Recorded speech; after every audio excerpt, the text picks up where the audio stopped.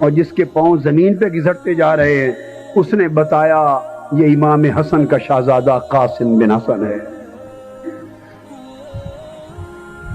ان کی مبارک لاش کو بھی حضرت علی اکبر کے پاس جا کے لٹا دیا۔ دونوں بھائی چچا زاد بھائی اکٹھے لیٹ گئے۔ اس کے بعد امام علی مقام ایک لمحے کے لیے خیمے کے دروازے کے باہر بیٹھے، ایک سوچ میں غرق ہیں، مبتلا ہیں۔ اندر سے خانوادہ رسول کی طرف سے حضرت امام حسین کے پاس انہوں نے آپ کے چھوٹے شہزادے حضرت علی اصغر کو بھیج دیا۔ آپ خیمے کے دروازے پر بیٹھے حضرت علی اصغر کو اپنی گود میں لیتے ہیں، ان کو چومنے لگے، پیار کرنے لگے، اور آپ کی گود میں علی اصغر ہے کہ اہل و عیال کو پھر اگلے آنے والے لمحے کے لیے وصیتیں فرمانے لگے۔ بس وہ وصیت فرما رہے تھے اور علی اصغر کو چومتے جا رہے تھے کہ ایک بدبخت بنی اسد کے قبیلے کے ایک بدبخت شخص نے، اس لشکر کے ایک بدبخت شخص نے تیر مارا اور حضرت علی اصغر کے گلے میں لگا اور علی اصغر کی روح قفس انصری سے پرواز کر گئی۔ امام نے ننھے امام علی اصغر کو کہ خون کو ان کے جسم اثر پر مل دیا اور خون کا چلو لے کر آسمان کی طرف پھینک دیا۔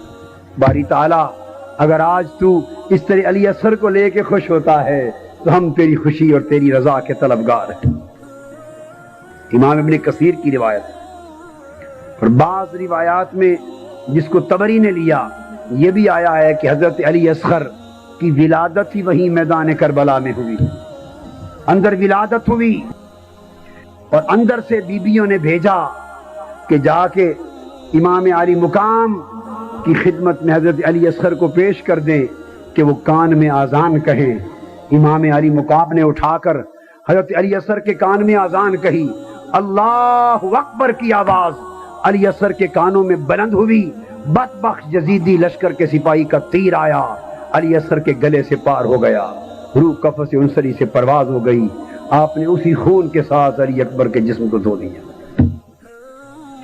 بعض روایتوں میں بھی یہ بھی ہے کہ وہ 6 ماہ کے تھے اور پیاسے تھے اور امام علی مقام کو بھیجے گئے۔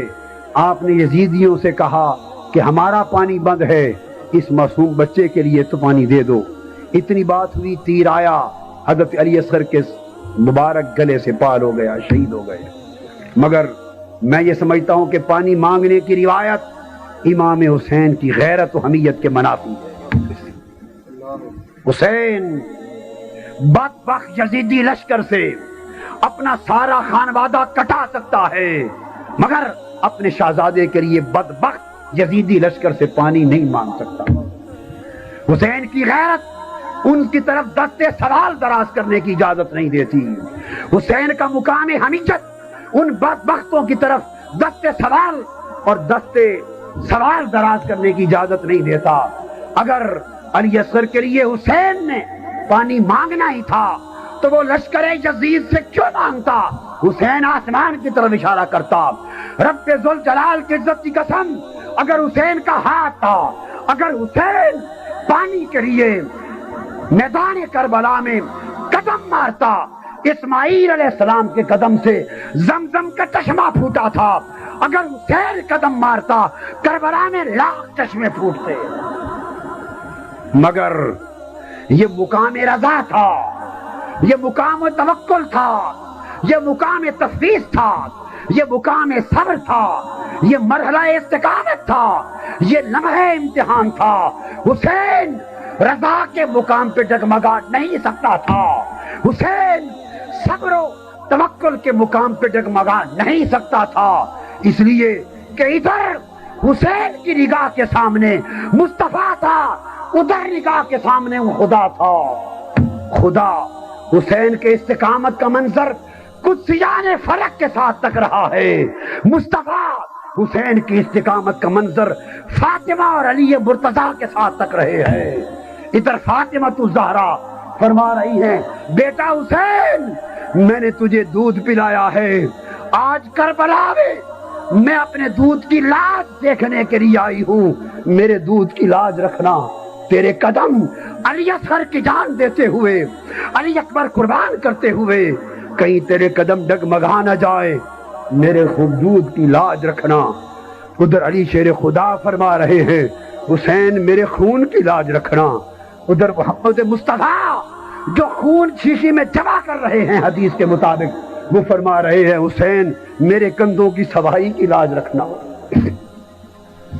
جب یہ ساری مقدس صورتیں چشم و آنکھوں کے سامنے ہوں حسین کے قدم کیسے ڈگمگا سکتے ہیں, حسین کے ہاتھ یزیدیوں سے سوال کے لیے کیسے اٹھ سکتے ہیں.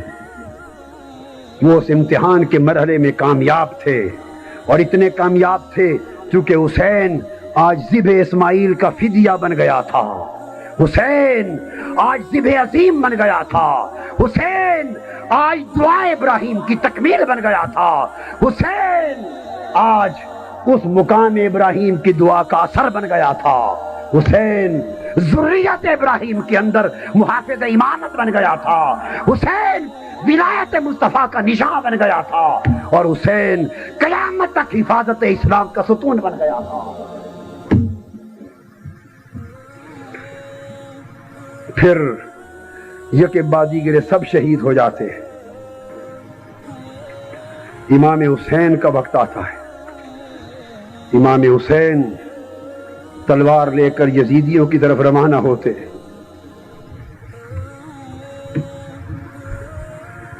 دیر تک گھنٹوں تک حسین میدان کربلا میں تلوار لیے کھڑے رہے. یزیدی لشکر کو آپ پر حملہ کرنے کی جرأت نہ ہوئی.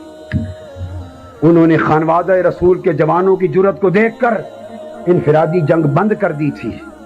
اجتماعی حملہ چل رہا تھا مگر پورا لشکر بھی حسین پر حملہ کرنے کی جرأت نہیں پاتا تھا. حسین للکارتا تھا. یزیدی لشکر کے ایک ایک سپاہی ایک دوسرے پر ڈالتا تھا, دور سے تیر مارتے تھے. گھنٹوں تک حسین کے جسم پر تلوار کا زخم نہ آیا کیونکہ قریب آ کر کسی کو لڑنے کی جرأت نہ تھی. تیر سے جسم پاک چھلنی ہوتا چلا گیا. نتیجہ یہ ہوا کہ بالآخر جب جسم اطہر چھلنی ہو گیا پھر بدبخت پہنچا, شمر پہنچا اور لشکر یزید کے بدبخت سپاہی پہنچے. انہوں نے امام حسین پر حملے کیے. پھر تلواروں کے حملے ہو گئے جب آپ گھوڑے سے نیچے آ گئے. پھر نیزوں سے حملے ہو گئے, نیزوں سے حملے ہوئے. امام عالی مقام کا جسم اقدس اب تلواروں سے بھی چھلنی ہو گیا تھا, اب نیزوں سے بھی چھلنی ہو گیا تھا, اب تیروں سے بھی چھلنی ہو گیا تھا. یہ کیفیت بڑھتی چلی گئی یہاں تک کہ وقت آ گیا شہادت حسین کا. ایک بدبخت آگے بڑھا, نماز کا وقت آیا. آپ نے فرمایا وقت کیا ہے؟ اتنا بجا ہے, نماز کا وقت ہے. فرمایا مجھے آخری سجدہ مولا کے حضور کر لینے دو. خون آلود ہاتھوں کے ساتھ تیمم کیا, سجدہ ریز ہوئے, رب کے حضور آخری سجدہ ادا کیا. بدبخت آگے بڑھا. آپ کا سر انور تن سے جدا کرنے کے لیے آپ نے فرمایا اپنا سینہ دکھاؤ. مجھے میرے نانا نے بدبخت جہنمی قاتل کی نشانی بتائی تھی. نشانی دیکھی, فرمایا ہاں یہ جہنم, یہ بدبختی تمہارا مقدر ہے بدبخت. امام عالی مقام سارا خانوادہ رسول کا قربان کر چکے ہیں, اسلام کی عزت و حرمت کی حفاظت کر چکے ہیں, مقام صبر و رضا پر استقامت کے امتحان میں پاس ہو چکے ہیں, قدسیان فلک کو متحیر کر چکے ہیں, اپنے نانا ابا اور امی جان کی روح کو خوش کر چکے ہیں. ہر طرف سے حسین کو مبارکبادیاں اس کامیابی پر آ رہی ہیں. اس عالم میں تلوار چلی, امام حسین کا سر انور جسد اقدس سے جدا ہوا, ادھر روح قفس عنصری سے پرواز ہوئی, اوپر مالا اعلیٰ سے آواز آئی یا ایتھا النفس المطمئنہ ارجعی الی ربک راضیۃ مرضیہ، حسین تیری روح شان راضیہ اور مرضیہ کے ساتھ میرے پاس لوٹ آئے، میں تجھ پر راضی ہو گیا حسین، حسین تجھ پہ راضی ہو گیا، حسین تجھ پہ راضی ہو گیا۔ جنتوں کے دروازے تیرے انتظار میں ہیں، حور و غلمان تیرے انتظار میں ہیں، ملائک تیرے انتظار میں ہیں، آسمان تیرے انتظار میں ہیں، کچھ یعنی فلک تیرے انتظار میں ہیں، اور مالا اعلیٰ سارا تیری روح کے انتظار میں ہے۔ امام حسین شہید کر دیے گئے۔ یزیدیوں کا پیمانہ ابھی تک لبریز نہیں ہوا، حرص انتقام ابھی تک ٹھنڈی نہیں ہوئی۔ امام علی مقام کے جسد پاک کو اور دیگر شہداء کو گھوڑوں کی ٹوپوں سے روندا گیا، پھر خانوادہ اہل بیت کے خیموں کو لوٹا گیا، اور پھر سر مبارک کاٹ دیے گئے، اور سر انور لے کر امام علی مقام کا اور اہل بیت اطہار کے شہداء کے سروں کا قافلہ بنا کر روانہ ہو گئے، سوئے کوفہ روانہ ہوئے، پھر سوئے دمشق ابن زیاد کی طرف روانہ ہوئے۔ جب روانہ ہوئے قافلہ جا رہا تھا، ابن زیاد نے کے پاس جب قافلہ سر حسین کو لے کر پہنچا، اس بدبخت نے اس نے پوچھا یہ کون ہے؟ انہوں نے کہا ہمارے پیغمبر کا نواسہ ہے۔ اس نے کہا بدبخت تم پکے بے ایمان ہو، میں اپنے پیغمبر کی پشت میں سے 70 نسلوں کے بعد ہوں، 70 پشتوں میں سے ہوں میں، 70 پشتوں کے بعد یہودی میرے پیغمبر کی اس نسبت کا آج تک میرا ادب کرتے ہیں، اور یہ مصطفیٰ کا لاڈلا شہزادہ ہے، تم اپنے پیغمبر کے لاڈلے شہزادے کے ساتھ یہ سلوک کرتے ہو، لعنت ہو تم پر یزیدی بدبخت ہو۔ یہ قافلہ اسی طرح یزید کے پاس لے جایا گیا، یزید کے دربار میں اس بدبخت نے بھی چھڑی ماری اور شعر پڑے کہ ہم نے آج بدر میں اپنے مقتولین کا بدلہ لے لیا۔ اس بدبخت نے اپنے اندر چھپے ہوئے کفر کو ظاہر کر دیا۔ جب چھڑی مار رہا تھا، ابن زیاد کے دربار میں بھی واقع پیش آئے ہیں، ادھر بھی پیش آئے۔ اس وقت زید بن ارقم یہ کوئی وہ کہتے ہیں بدبخت اس حسین کے لبوں پر چھڑی نہ مار، خدا کی عزت کی قسم میں نے اپنی آنکھوں سے ان لبوں کو مصطفیٰ کو چومتے دیکھا ہے۔ وہاں ایک عیسائی بیٹھا تھا، وہ قیصر روم کا سفیر تھا۔ اس نے پوچھا یہ کون ہے؟ انہوں نے کہا ہمارے پیغمبر کا نواسہ ہے۔ اس نے کہا تم بدبخت بے ایمان ہو، تم پیغمبر کے نواسے کو شہید کر کے اس کا سر تن سے جدا کر کے اس کی بے ادبی کر رہے ہو۔ میں عیسائی ہوں، ہمارے پاس ایک علاقے میں حضرت عیسیٰ علیہ السلام کی سواری کے پاؤں کا جو کھر ہوتا ہے، کھر، وہ پاؤں کا ایک ٹکڑا کھرا موجود ہے۔ سواری کی پاؤں کا وہ جو نال نہیں ہوتی، جو کھرا، وہ ٹکڑا موجود ہے، آج تک ہم اس کو محفوظ رکھتے ہیں، اور خدا کی قسم مدت گزر گئی ہم اس سواری کے پاؤں کے اس نال کو آج تک اتنی عزت کرتے ہیں جس طرح تم کعبہ کی عزت کرتے ہو، اور ہر سال اس سواری کے پاؤں کے ٹکڑے کی زیارت کے لیے آتے ہیں۔ ہم عیسائی ہو کر اس نشان کی زیارت اور ادب اس طرح کرتے ہیں جیسے تم کعبۃ اللہ کی زیارت کرتے ہو، اور بدبختو تم اپنے پیغمبر کے شہزادے کے ساتھ یہ سلوک کر رہے ہو، لعنت ہے تمہارے عمل اور تمہارے کردار پر۔ اس قافلے کو جب سر انور کا قافلہ لے کے جایا جا رہا تھا، اس قافلے کے وقت راستے میں شام آ گئی، قافلے نے ایک جگہ پڑاؤ کرنا تھا۔ پڑاؤ کرنے کا جب وقت آیا تو قریب ہی ایک گرجا تھا، اس گرجے میں ایک ضعیف العمر عیسائی راہب رہتا تھا، عیسائی عبادت گزار، عیسائی فقیر راہب۔ اس نے جب دیکھا کہ یہ مسلمانوں کے پیغمبر حضرت مصطفیٰ صلی اللہ علیہ وسلم کے شہزادوں کے سر ہیں، امام حسین کے سر ہیں، وہ یزیدی قافلے کے پاس آ گیا، ان سے کہا کہ میں تمہیں 10,000 دینار دیتا ہوں، ایک رات یہ سر میرے پاس چھوڑ دو، ایک رات کے لیے تم یہاں میرے پاس پڑاؤ کرو، ہم تمہاری خدمت کریں گے، اور خدمت کرنے کے ساتھ تمہیں روانہ کریں گے، اور ایک رات کے لیے سر ادھر رک جائے، اس کا عوض 10,000 دینار دیتا ہوں۔ وہ دنیا کے کتے، وہ حرص دنیا کے طالب 10,000 دینار کی خاطر فیصلہ کیا یہ رک جائے، 10,000 دینار لے لیے، دینار دے دیے اس راہب نے، اور امام حسین کا سر انور لے کر اندر چلا گیا۔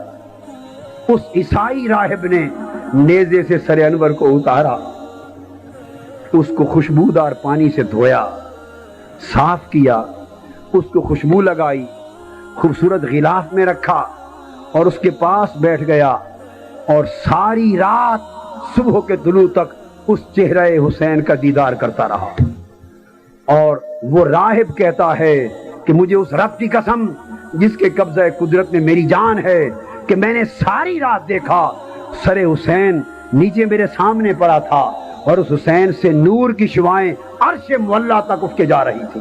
ساری رات سر انور پر نور رقصا رہا، اور آسمان تک عرش معلیٰ تک حسین کے سر پورے کے پورے نور اس کے ارد گرد طواف کرتے رہے۔ اور جب یہ کیفیت امام حسین کی سر انور کی دیکھی، رات بھر روتا رہا، دعائیں کرتا رہا۔ سر حسین کی عزت کا صدقہ یہ ملا کہ عیسائی راہب باہر نکلا تو اس کو کلمہ کی توفیق نصیب ہو گئی۔ بے ادبی کرنے والے بدبخت ایمان سے محروم ہو کے کافر ہو گئے، اور عیسائی جس نے سر حسین کا ادب کیا اس کو کفر سے نکال کے ایمان کی دولت عطا کر دی گئی۔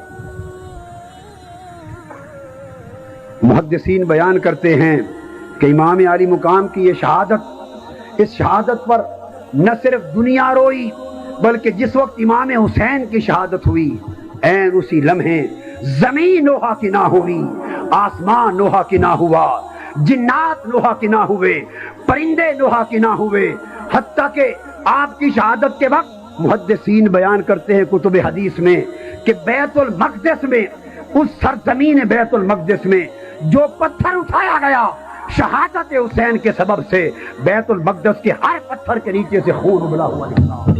محدثین بیان کرتے ہیں کہ شہادت حسین کے بعد ملک شام کی سرزمین پر جو پتھر اٹھایا گیا، شام کی سرزمین کے ہر پتھر کے نیچے ابلتا ہوا خون کا چشمہ نکلتا رہا۔ محدثین بیان کرتے ہیں امام حسین کی شہادت کا خون جب بہا، آسمان پہلے سرخ ہو گیا اور پھر سیاہ ہو گیا، آسمان خون آلود ہو گیا، ستارے زمین پر آ گئے، ستارے ایک دوسرے سے لڑنے لگے، ایک دوسرے سے بھڑنے لگے، ٹکرانے لگے، یوں لگا کہ کائنات ٹکرا کے ختم ہونے والی ہے۔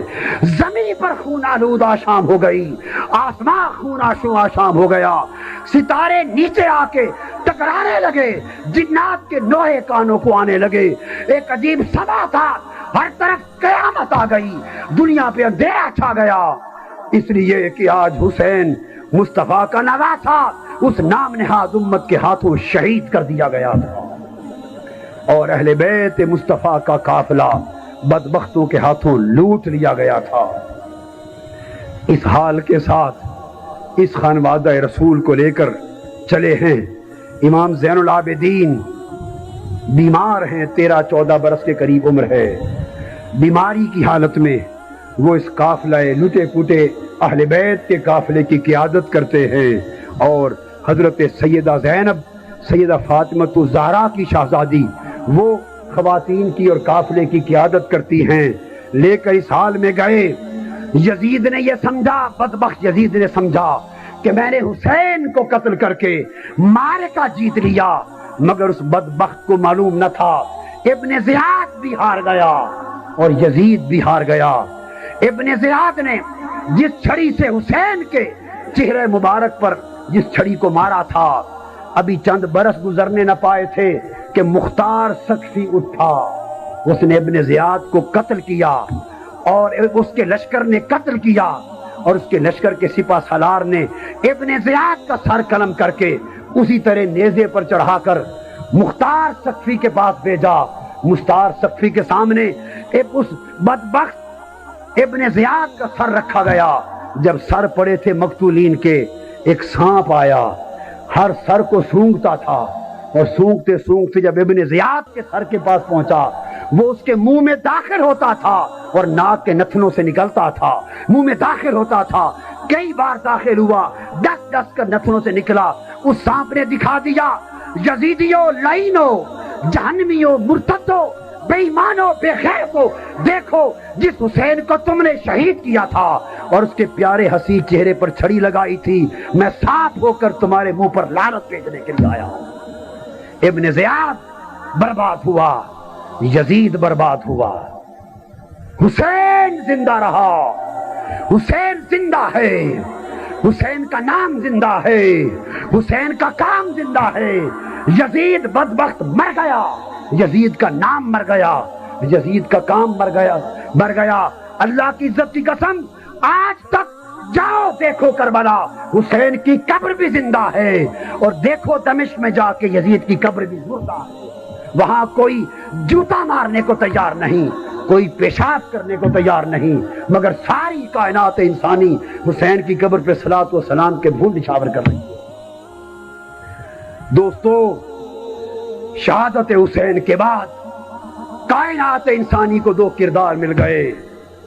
यजीदियत, एक बदबख्ती का, जुल्म का, इस्तेसाल का, जबर का, तफरका परवरी का, कत्ल गारत गरी का, जुल्म का, तशद्दुद का और खून आशामी का इस्तिआरा बन गया यजीद। और हुसैन अमन का, अदल का, आश्ती का, दोस्ती का, वफा का, इस्लाम का, इंसानियत का, मुस्तफा के दीन का इस्तिआरा बन गया हुसैन। कयामत के दिन तक हुसैन भी जिंदा है, हुसैनियत भी जिंदा है। आखिरी पैगाम सुनकर जाएं, पैगाम। और कयामत के दिन तक यजीद भी मुर्दा है, यजीदियत भी मुर्दा है। आज हुसैन की रूह रेगज़ारे करबला से फिर पुकार रही है। आज सैयदा ज़ैनब की रूह उन खेमों से, उजड़े हुए खेमों से फिर आवाज दे रही है। आज अली अकबर की रूह उसके खून का कतरा कतरा और अली असगर के खून का कतरा करता और दरियाए फुरात का रंगी किनारा आज आवाज दे रहा है, हुसैन से मोहब्बत करने वालों, हुसैनियत के किरदार को जिंदा करो, अपने हर दौर के यजीदों को पहचानो, यजीदियत को पहचानो। यजीदियत तुम्हें टकराने के लिए है, तुम्हें तोड़ने के लिए है, हुसैनियत तुम्हें जोड़ने के लिए है। यजीदियत इस्लाम की कदरें मिटाने का नाम है, हुसैनियत इस्लाम की दीवारें फिर उभारने, इस्तवार करने का नाम है। हुसैनियत बोलो, मैं मुर्दों की आवाज नहीं चाहता, हुसैनियत नहीं, हुसैनियत नहीं, हुसैनियत, हुसैनियत, यजीदियत, यजीदियत। आओ जंग की सरजमीन को हम फिर हुसैनी किरदार के साथ आबाद करना चाहते हैं। जंग की सरजमीन को हम यजीदी फितरों से पाक करना चाहते हैं और जंग की सरजमीन को हम फिर अहले बैत और सहाबा की मोहब्बतों का मरकज बनाना चाहते हैं। हम फितना, जंग, कत्ल और गारतगरी की आग बुझाकर हुसैन की जलाई हुए चराग अमन से जंग और सारे पाकिस्तान को फिर से अमन देना चाहते हैं। क्या इस अमन देने के लिए, हुसैनी किरदार को जगाने के लिए और हुसैनी मिशन के चराग जलाने के लिए खड़े होने को तैयार हो? हाथ खड़े करके बताओ। ठहरे ठहरे, इसके लिए सब सुन्नी शिया को इकट्ठा होना होगा, सबको हाथों में हाथ डालने होंगे। मैं आखिरी बात की तरफ आ रहा हूं। नफरतें मिटाना होंगी, कदूरतें खत्म करना होंगी, मोहब्बतों के चराग जलाने होंगे और मदीने से करबला तक कुर्बानियों का सफर, उसको जिंदगी का शियार बनाना होगा। क्या सुन्नी और शिया भाई बनकर इस्लाम पर, तौहीद पर, रिसालत पर, निजाम मुस्तफा पर, निजाम कुरान पर, वहदत इस्लाम पर, अजमत इस्लाम पर और इहयाए हुसैनियत पर और इस किरदार के फरोग पर इकट्ठा होने को तैयार हो? बोलिए। अगर हो तो फिर शिया और सुन्नी भाई आपस में हाथ मिलाकर यूं खड़े हो जाएं, खड़े हो जाएं। शिया और सुन्नी भाई हाथ मिलाओ, हाथों में हाथ डालो, डाल दो हाथ।